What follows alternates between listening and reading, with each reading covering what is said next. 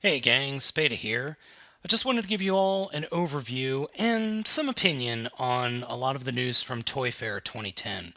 First, I have to give a huge thank you to Altered States magazine, for without them, there would be no high quality images in this little video, and you'd be staring at my ugly mug the whole time.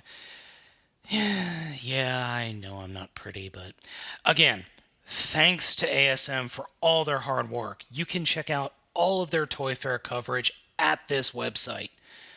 I strongly recommend going to take a look at the pictures because they really did a fantastic job.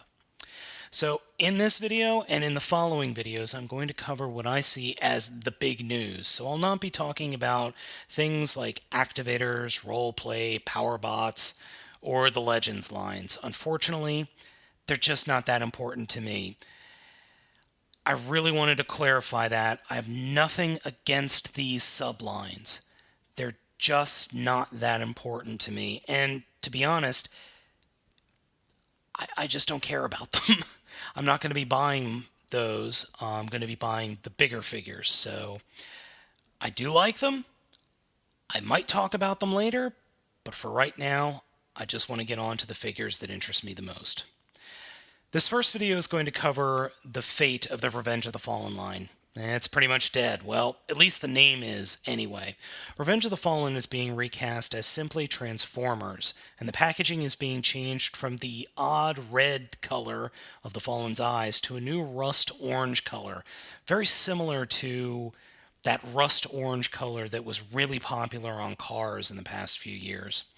I find that this new packaging is rather striking, and I think it's going to look nice on the shelves. Plus, it kind of complements a bunch of the figures. At least, that's my opinion. The new packaging will start showing up in fall of 2010, along with a new subtitle, Hunt for the Decepticons. Along with the new packaging, there will also be stickers and a code inside. The code will be used online for some kind of flash game on the TF website. Unfortunately, no other details were given at this time. In the Hunt for Decepticons line, we will continue to see the new trend of character rivalries. For example, the Ironhide Bludgeon rivalry or the Breakdown Mudflap Battle of Wits. So starting this fall, we'll be getting some more character development of the figures. I think this is a cool turn, but I worry that this could kind of become a little hokey, like Mindwipe versus Optimus Prime. That came out of left field. Anyway, let's go ahead and talk about some of these figures. We're going to start off talking about the Scout class. First off, there were two waves shown on just about all of these figures. The Scouts Wave 1 include Brimstone, a chopper motorcycle in blue, green, and silver. It's got a fantastic chopper mode. The robot mode is not so great. In fact, I find it kind of ugly. It also has this really weird no real hands syndrome going on.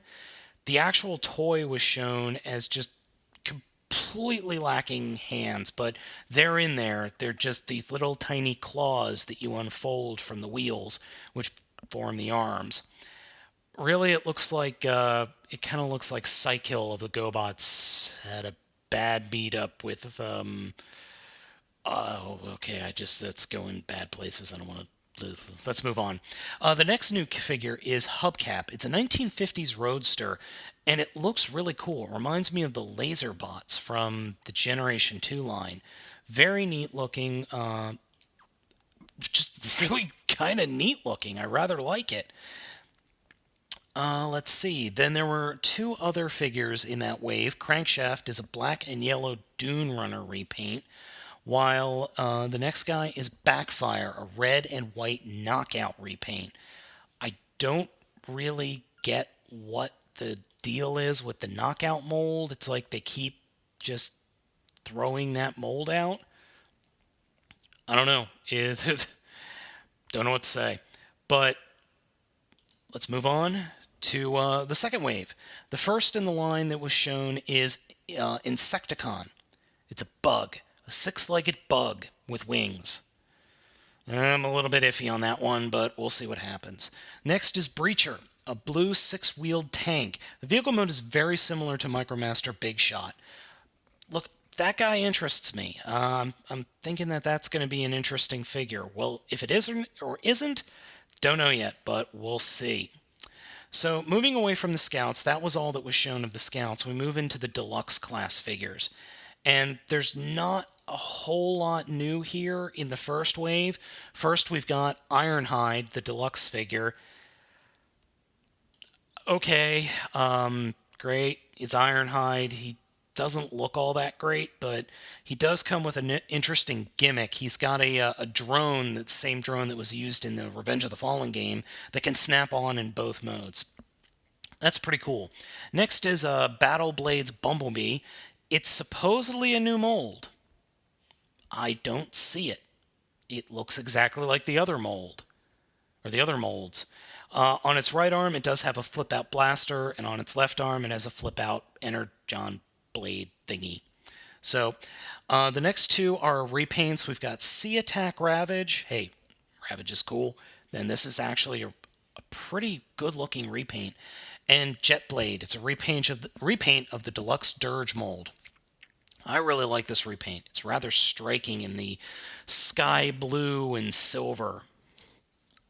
I kind of like it.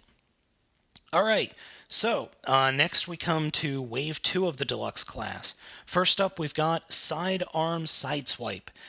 It's been described as it's got guns instead of blades that are stored in its chest. And the picture also looks like it's got a new leg mold and new feet molds, which is key. And then the vehicle mode is white with red flames. If the legs are redesigned, that's very, very important. If those legs are redesigned, that figure could be a superb figure. Next is Hailstorm. It's a missile carrier tank with 8 firing missiles.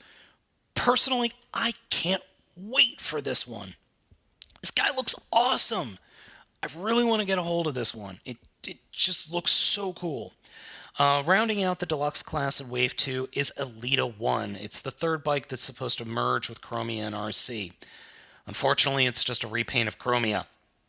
Now, something that's interesting is the combination instructions are only going to be available online. I guess they just didn't want to print it, and I have a feeling that the engineers were going to go, crap, what do we do? What do we do? Oh, just put it online. Oh, well, I think I might just save the money, or I think I might just save the wait, find a Chromia figure, and try to do it myself and see what happens. I predict disaster.